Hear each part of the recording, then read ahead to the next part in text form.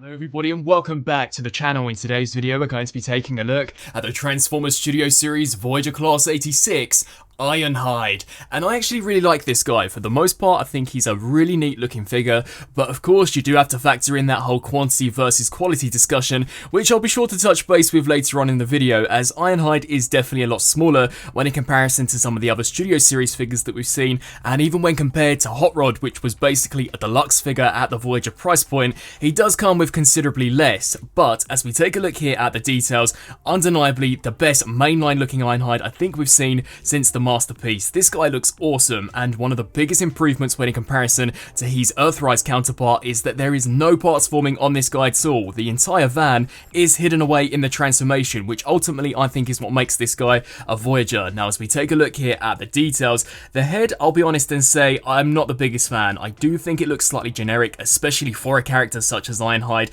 and maybe it's slightly too chubby. Had they thinned this out slightly, I just think overall that would have looked a little better, but paint wise it looks awesome. One thing you'll notice with this guy is that they have gone super heavy on that Toon accurate aesthetic, so he doesn't have nowhere near as much surface detailing as even the likes of the Dinobots, which I'm okay with, but I know it will definitely be something that is for personal preference. I do like the sculpt that we have here for the side of the helmet. Definitely does look like Ironhide from the original 80 series, but the chest unit I think is amazing. This thing is super thick and dense, has loads of paint especially for the front, and unlike the masterpiece they have been able to completely abolish the front bumper yet still retain the headlights. I think this is probably the most accurate chest we've ever seen for an Ironhide, so that's really impressive. I also like how they're using additional components to recreate the side windows when in the van mode, so that's also a neat touch. And I also really like how we have darker grey for some components when in comparison to the lighter grey that we have here for the lower section. That's all to do with animation accuracy, so that is also a pretty nice touch. We do get an adequate amount of sculpt work for the shoulders, biceps and forearms, although there is a slight mismatch in the colour between the bicep and the forearm. It doesn't look that noticeable here in robot mode, but you'll definitely really notice it when we transform him into vehicle mode. And as we come around here to the back, I think all of this clears away pretty nicely. As you can see, that's a pretty sweet looking backpack, but we do get some hollowness for the underside of the forearm. Now this is due to transformation, so I can excuse it, but I do think the hollow fists are completely inexcusable. This is a Voyager figure and there is no reason for these to be as hollow as they are, so I do think they cheapened out where these were. But as we flip round here to the front, I do like how they've recreated that diamond shape that we have for this waist belt, and the sculpt work for the thighs also doesn't look too bad. But as we come here to the inside, these two are also really hollow. They have sculpted some circuitry detailing in, but for a smaller scale Voyager I do wish these were completely filled out. But the legs are super thick and dense, and surprisingly actually have a ton of vehicle mode components in them, so these two are also pretty impressive how they come together. I do like the sculpt that we have here for the front, and the foot design is way nicer when in comparison to the Earthrise counterpart. Even as we come around here to the back, it doesn't look too bad. I do wish that they could have put an additional hinge on this so that this too could have folded in, so that this entire section could have been completely clean. But other than that, a really solid, definitely very hefty and dense feeling figure. Now articulation wise, the head is on a ball joint, so it can rotate left to right as well as hinge up and down, although due to transformation we do get an additional hinge which allows him to look further up as well as all the way down, which I think is awesome. Full rotation here at the shoulder, as well as an additional component embedded within the shoulder so that it looks as if though it's one cohesive sculpt. I did think that was a nice attention to detail, and it's just so satisfying to see that actually hinge out and be completely filled in. We also do get a full rotation at the bicep, 90-degree bend there at the elbow, as well as a full wrist rotation. Full rotation here at the waist. The hip skirt can kick forwards, although it does look a little ugly. I do wish this could have been on 3 individual segments so that when you hinged one flap up, these two did stay into place, but regardless it will flip up, which allows for 90 forwards, 90 back, a kick out to the sides, which is pretty dynamic, full rotation at the thigh, 90 there at the knee, and the foot articulation is awesome. So not only do we get a pivot forwards and backwards, but we also get a rocker side to side. And for those interposing your figures in slightly more dynamic positions, you guys know that this type of tilt is crucial in getting them into some super cool running poses. So I'm definitely definitely glad to see that. Now, accessory wise for Ironhide, I do think this is where the figure kind of falls flat on his face. Considering he is slightly shorter, I wish he came with more than just one blaster, and it's a pretty puny blaster at that. Now granted, it's been painted very nicely, completely decked out in metallic silver, and definitely looks like his classic iconic G1 weapon, but I do wish maybe they could have given him some blast effects to recreate his death scene in the 86 movie. I mean, hey, my review station is actually doing a better job in simulating the hole that he had in his chest in the film, but overall it looks alright. It can be pegged into any of the MechTech ports that we have here for the hands, so as you can see, looks sweet. And if you didn't want to display it on the front, you can come around here to the back and snap it into the bumper section, which is pretty neat. Now, as we talk comparisons, this is where things actually get pretty interesting. So here we have the Studio Series Voyager Ironhide compared alongside the Deluxe Earthrise release. Now, for those who purely seek quantity, you're probably going to be completely switched off by this comparison, as the Deluxe version is just a tad bit taller than our Voyager Ironhide. But the Earthrise release was always intended to be in scale with the current mainline, whether that be Studio Series, War for Cybertron, etc. This is the scale Ironhide should be. So had they made this bigger just for the sake of it being a Voyager, it would have thrown the scale completely way off. Ironhide would have been way too big when in comparison to Optimus, and you also have to bear in mind that this could not transform into a semi-cohesive van without the additional sledge. Now that made the engineering super lazy, super cheap, whereas basically the entire van for this figure is incorporated into the transformation. You don't have to detach nothing.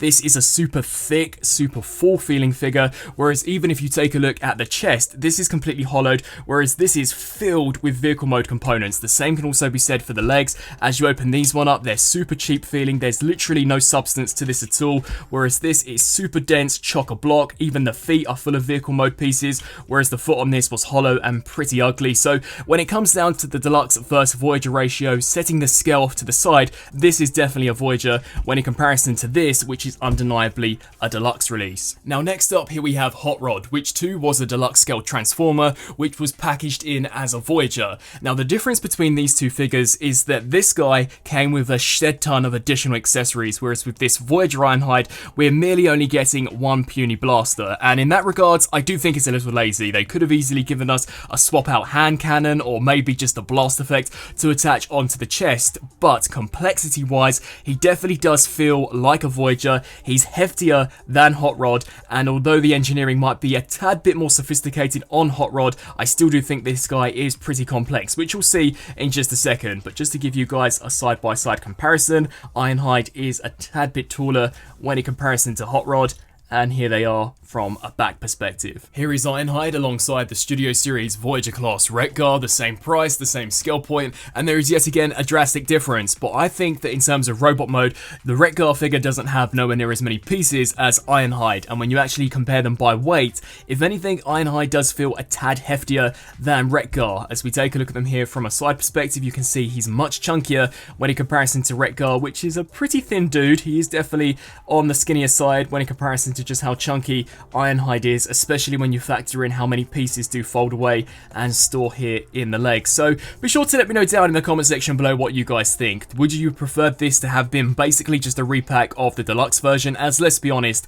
had they actually aimed for that Deluxe class price point, this guy would not have looked the way he does now. He would have probably been basically just as bad as that previous Earthrise release. Here's Ironhide alongside the Earthrise Leader class Optimus Prime, and to go back to my earlier point, they couldn't just make him bigger for the sake of him being a Voyager. He had to be in scale with the other Transformers, and in this case, I think he looks exactly how he appeared in the animation. Here's Studio Series Deluxe Perceptor, and despite Perceptor being a tad bit taller than Ironhide, in terms of engineering, he's super simplistic, so yet again, I do think it is ultimately the engineering and the parts count which warrant the designated price point. Here we have him alongside the Deluxe Class Earth Mode Sideswipe, Netflix Bumblebee, Deluxe Class Jazz, and the Masterpiece Ironhide. And as I mentioned before, I do think this new Voyager gets a lot of things right, and when you compare it to the Masterpiece, whilst I do much prefer the head sculpt of the MP, the chest is way off on this MP release when in comparison to what we're seeing here with Studio Series. So it's still quite cool to see the mainline giving the Masterpiece a run for its money, but ultimately they're incomparable considering that this is a much more expensive, more premium product item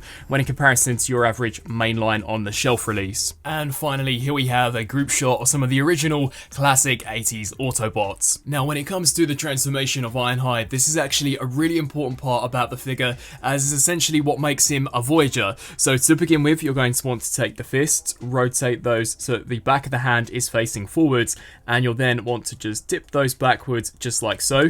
Come around to this side and rinse and repeat, so hinge this around and down. What you'll then do is take this chest piece, pull it forwards, fold out this top section, and as you guys can see, everything is held together via pins, so nothing's going to detach, but you do have to be slightly cautious as it is completely transparent blue plastic. You'll then come here to the top, swing these additional components out, and then take the head, duck this into this hollow cavity. We'll then take the front bumper, detach that, hinge it down, and then here for the shoulders, these will also detach. They'll swing around, and you want to align this flat section of the shoulder with this rigid piece that we have here at the back. So basically leave it something along the lines of this. Come to this side and do the same.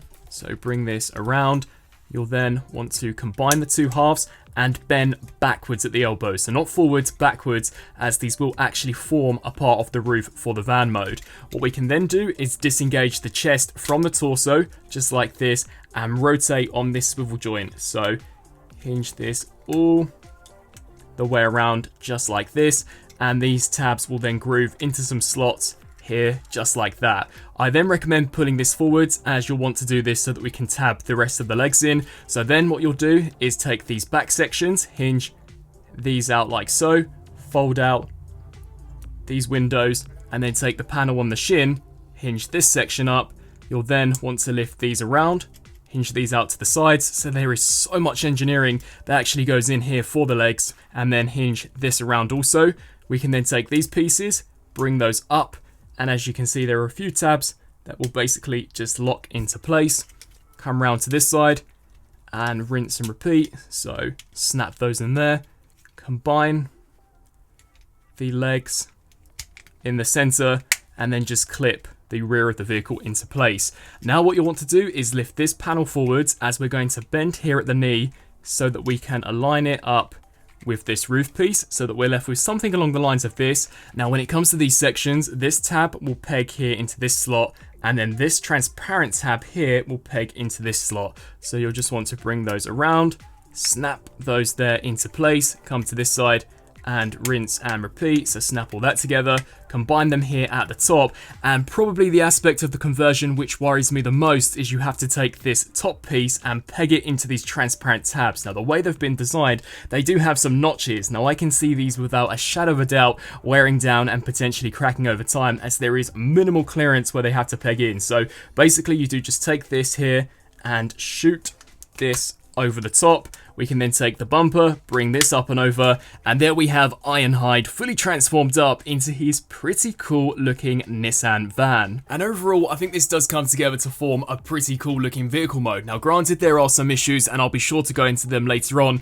but when you compare this to the previous deluxe Earthrise counterpart, I just think this absolutely blows the previous version out of the water. Now as we take a look here at the details, as you guys can see, for the most part it's pretty cohesive. There are a few different hinge joints and panel lines which I'm not too keen on, but that's just due to the nature of the transformation, and I think it's pretty inevitable with a character of Ironhide. In the robot mode, he's supposed to be super sleek, super slim, and then he does turn into a pretty chunky van, so I do think what they've been able to accomplish is impressive, although I'm not a huge fan on the mismatched plastic. Here at the back, we do get a lighter shade of plastic. It's actually a little softer when in comparison to the solid red plastic that we have here in the center, and then for some reason, I on my copy have two different tones of red paint. Now that could just be an isolated issue on mine, but even if it is, the red paint is not a match here for the plastic, and definitely isn't a match here for this rear piece, so that doesn't look the best. I do like the metallic silver rims that we have here for the side, however, although they are mushroom pegs, and for a Voyager, I maybe would have liked to have seen them pinned on. And you'll also notice that he is missing his iconic classic yellow strip. Now truth be told, this actually doesn't bother me that much, as I believe they removed it so that it looked less ugly in the vehicle mode, considering we do have so many different hinge joints and panel lines, etc. Had they included it, it would have looked really broken up and perhaps not all that great. Now, as we come around here to the rear, this is a massive improvement when in comparison to what we saw from Earthrise. We no longer have those ugly feet sticking out. It is a complete clean, cohesive looking van, although I would have liked some blue here for the rear window, as all of the other windows have been cast out of a very nice translucent blue, and for the most part, it looks wicked. I do think the left one and left two look a bit ugly, and the same can also be said here for this side, so not too sure why they couldn't just coat them or cast them out of the same clear blue plastic that we have here for the front. But this all looks great. Wicked metallic silver for the front bumper section, as well as for the headlights. The Autobot logo looks really cool, and it's definitely a pretty dense, chunky van. Rolls very smoothly, although I'm not too keen on these massive transparent blue pegs that we have here at the top. Now, these are undeniably intended for the light bar that we'll see included with the inevitable retool and repaint of Ratchet, so I may actually go ahead and cut those off after I'm finished with this review. So at least we know Ratchet is on the horizon, and here's hoping it won't be an exclusive. Now, weapon storage wise, what you can do is take the blaster and peg it onto any of the slots that you'll see throughout the figure. So you can peg it onto the roof, you can peg it here onto the bumper or onto these back pieces, although he does have this massive slot. Now, I do think this is unofficial, as this doesn't actually peg in per se, but it is the perfect size to be wedged in. So this is definitely how I'll be storing the weapon away when in vehicle mode, as it fits in there very securely and looks as if though that spot was intended for it. So yeah, overall a pretty decent van. I do just wish, however, that the mismatched paint and plastic could have been a little tidied, but other than that, I do think it comes together to form what is undeniably a much better looking alt mode when in comparison to whatever that Earthrise Deluxe version was. Now, turning to some comparisons, yet again we have the Earthrise Deluxe alongside our new Voyager version, and scale wise, much like in robot mode, they are exactly the same, with anything the Earthrise being a smidge bigger.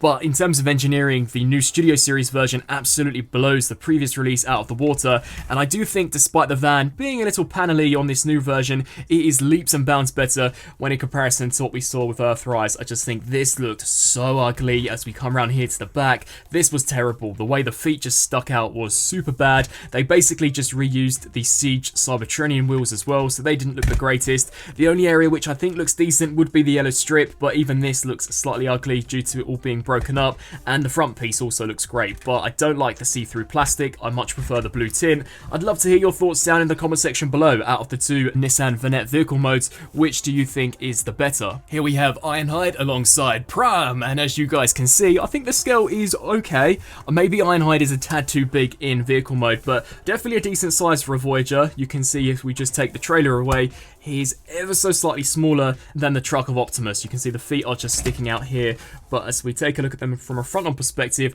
I think they look great. And for those wondering as to whether or not Ironhide can fit into the trailer, the answer to that is no. He's just way too big. He will not fit in there whatsoever. I guess if you opened it up, you could do something with that, but he's definitely not intended to be stored away, as that roof is just way too big. Here he is alongside the deluxe Netflix Volkswagen Bumblebee, just so you guys can see how these two shape up. The Earth Mode Deluxe Class Sideswipe, Studio Series Voyager Class Hot Rod, and finally the Masterpiece Ironhide. So design wise, I do think they're similar. It really is just that yellow strip that the Studio Series version is missing, but to go back to my earlier point, I don't think they could have applied it, and if they had, it would have looked super ugly due to all of the different panels that we have. But just so you can see, this is the comparison between the Masterpiece and the Voyager Class Studio Series version.